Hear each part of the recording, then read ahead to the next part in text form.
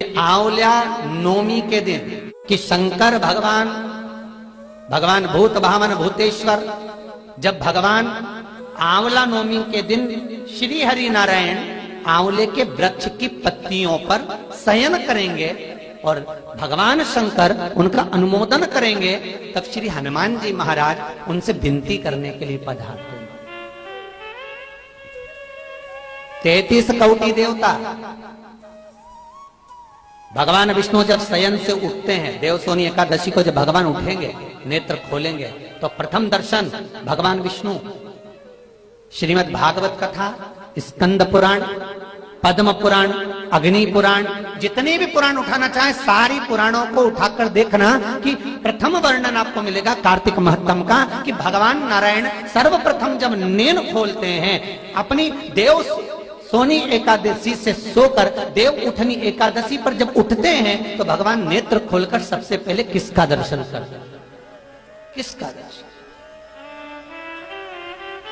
स्कंद पुराण कहती है, विष्णु पुराण कहती है कि भगवान नारायण जब नेत्र खोलते हैं तो खुद की अर्धांगिनी लक्ष्मी भी नहीं, महाराज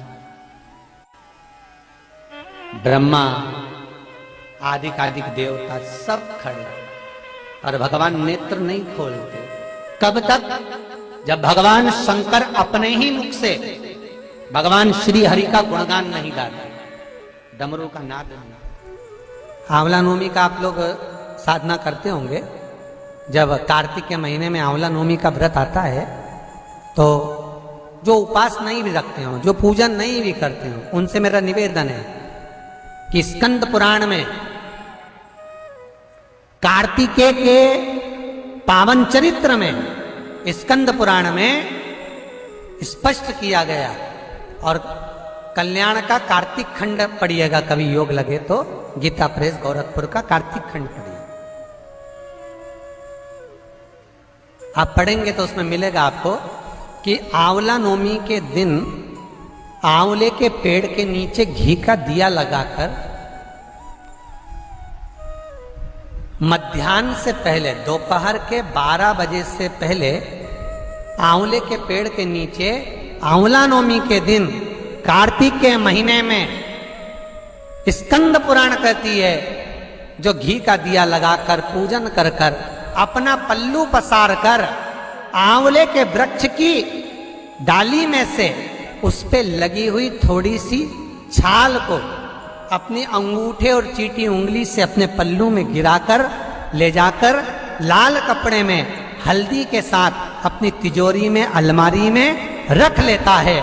उसके घर में कभी बरकत की कमी नहीं होती, उसके घर में कभी संपदा की कमी नहीं होती, उसके घर में धन वैभव सत्ता बढ़ती है। आंवला नवमी की कथा में एक प्रसंग आता है।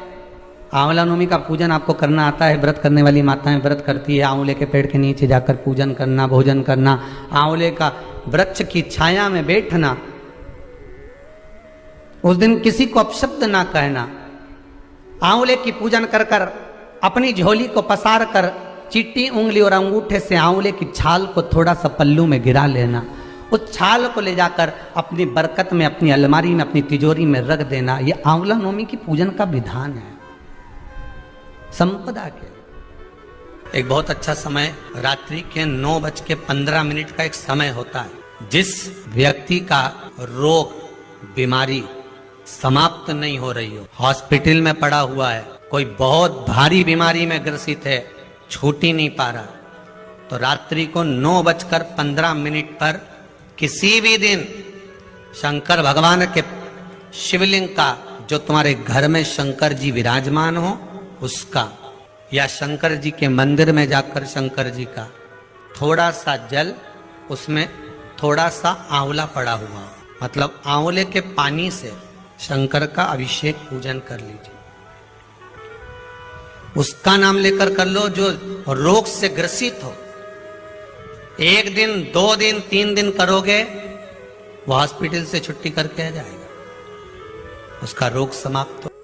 आंवले के वृक्ष के नीचे, स्कंद पुराण में भी है, कार्तिक महीने में आंवला नवमी पर आंवले के वृक्ष के नीचे भोजन करने से संपदा बढ़ती है। इसलिए आंवला नवमी पर लोग आंवले के पेड़ की पूजन करने जाते हैं तो वहां गोट भी करते हैं। बोलो सही है कि गलत है?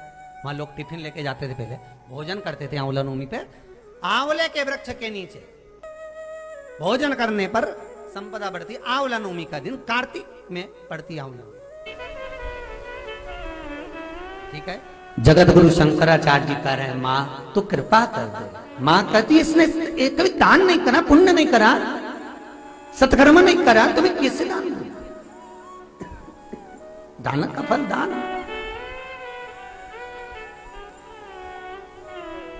कैसे दूं मैं? मां पूर्व में मान लो इसने जितने जन्म लिए उस जन्म में अगर कोई दान नहीं दिया तो आज आंवला नवमी के दिन आज तो दान दिया है। लक्ष्मी जी बोलती है जो अभी करेगा इसका फल तो बाद में मिलेगा। जगत गुरु शंकराचार्य जी कहते हैं मां मैं आपसे केवल इतना सा मांगना चाहता हूं, इस कली काल में आप मुझे वर दे दो कि एक दिन ऐसा हो आंवला नवमी का जिस दिन जो दिया जाता है उसका फल जीते जी ही मिल जाए। बस इतनी कृपा कर। जगत गुरु शंकराचार्य जी के शब्द देखिए। गौदान करा उसका फल बाद में मिलेगा, कुछ दान करा उसका फल बाद में, पर आंवला नवमी के दिन अगर आपने कुछ दान दिया है, आंवला नवमी के दिन अगर आपने दान किया है उसका फल जगत गुरु शंकराचार्य जी माता लक्ष्मी से कहते आज की आज मिलना चाहिए। उसका फल हमें इसी पृथ्वी पर रहते रहते इस साह शरीर में मिलना चाहिए।